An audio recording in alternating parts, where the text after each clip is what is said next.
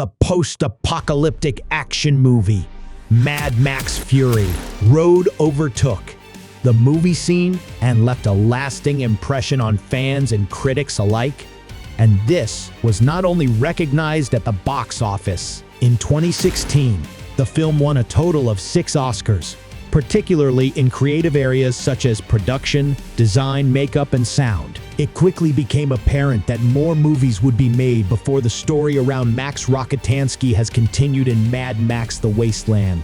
However, director George Miller has devoted himself to another character, Imperator Furiosa. A prequel will tell the story of how she became the badass fighter we saw in Mad Max Fury Road. Since the movie titled Furiosa won't be released before 2024, we want to fuel your anticipation a little by providing you with all the info about the cast, plot, and production in this video. The movie will be set about 20 years before the events of Fury Road. Of course, the desert world is still the same, but the political situation will likely be a tad different. In contrast to the last part of the Mad Max film series, the plot is supposed to cover a period of 15 years, so we can most likely expect a detailed character development of the then still young female warrior. An official synopsis of the film was released a while back, so together with the known backstories of the characters, we can already predict quite a few things about the plot of Furiosa. At the beginning of the storyline, Furiosa still lives in the green place of many mothers. She won't stay there for long, as she tells us at the end of the last film. She has been gone for 70 days. That corresponds roughly to the mentioned 20 years. Difference to Fury Road, as already narrated, there she is, kidnapped from her home. She falls into the hands of a biker horde, led by the warlord Dementas. Since the film is supposed to cover a longer period of time, it will probably go into more detail about her time in this harsh environment and how these challenges change her as a character on their raids. Dementis and his group finally encounter Immortan Joe and the Citadel. A war ensues between the two sides. In the midst of this battle for supremacy, Furiosa must pass many trials to find her way home, according to the official plot. Of course, connoisseurs of the predecessor know that you will ultimately stay in the Citadel. The question remains, however, whether she will join Immortan Joe of her own free will, or whether you keep her as a kind of war. Trophy. We're also excited to find out how young Furiosa will lose her arm. Footage on set shows Anya Taylor-Joy wearing a glove which can be reworked by CGI afterwards, so she will certainly have to endure some physical suffering. It also remains exciting to see her own mother's story is going to be explored. We can imagine her sacrificing herself for her daughter in some way or another. Quite a bit is already known about the cast, and we also know some of the antagonists besides. Furiosa among them are a few names that leave a lot of room for speculation 20 years before Fury Road. Furiosa did not bear the title of Imperator, nor was she likely to already appear so hardened the big time.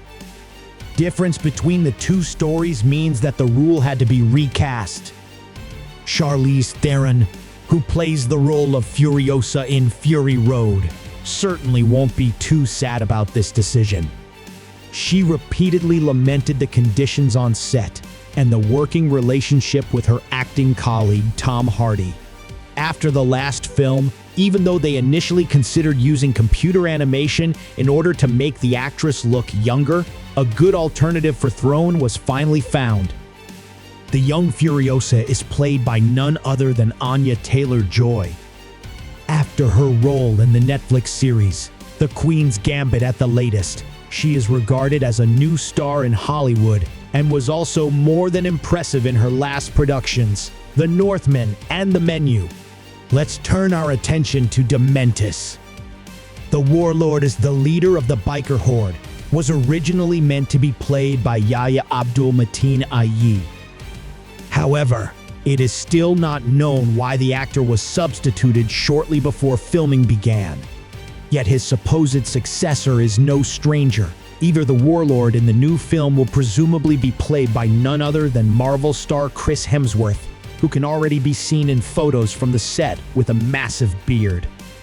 We say presumably because there is still some conjecture about the role distribution. We'll get to that in a moment. When it comes to Furiosa, another character can't be missing in Morton Joe. He is also a lot younger and gets a new actor. This is necessary because his previous actor, Hugh Keys-Byrne, passed away in 2020. After all, he already played the bad guy in the first Mad Max movie from 1979. Who exactly would play the role now is not entirely clear. Yet Tom Burke, a cast member whose role has not been revealed yet, is assumed to play the part. He is known from the Netflix movie Mank and the Oscar-nominated Living, and this is where the speculation starts. Neither Tom Burke nor Chris Hemsworth have been officially assigned to their roles. Yet it's true, though, that most are certain that Hemsworth will take on the central role of Dementus, but there's also the theory that he will triumph over Burks and Morton Joe at the end of the film and then take over his name. Just as the new religious leader of the Citadel and Morton Joe's youngest son, Rictus Erectus, will also be seen again, as in Fury Road. He will again be played by Nathan Jones. The 6'10" tall guy was last seen in the new film version of Mortal Kombat. It will be interesting to see how the creators will portray him. After all, Jones is 13 years older than Chris Hemsworth and 12 years older than Tom Burke Tricky, in case they're supposed to portray his biological father. Angus Sampson is another actor. We already know from Fury Road he will appear once again as the Citadel Doctor Organic Mechanic. The Doctor is not only responsible for the medical care of the War Boys, but also delivers the children of a Morton Joe in the film. He's also the only one who addresses the leader simply as Joe or Boss. What kind of perfidious experiments and medical interventions he will perform in Furiosa remains to be seen. Also part of the cast are Elsa Pataky, who also played in Thor: Love and Thunder, and Ian Roberts, who some of you might remember from Superman Returns. One actor we are very excited about is young Quaid and Bales. The boy from Australia who has a form of dwarfism was bullied so much at school because of his looks that he didn't want to live anymore and published this in a video message.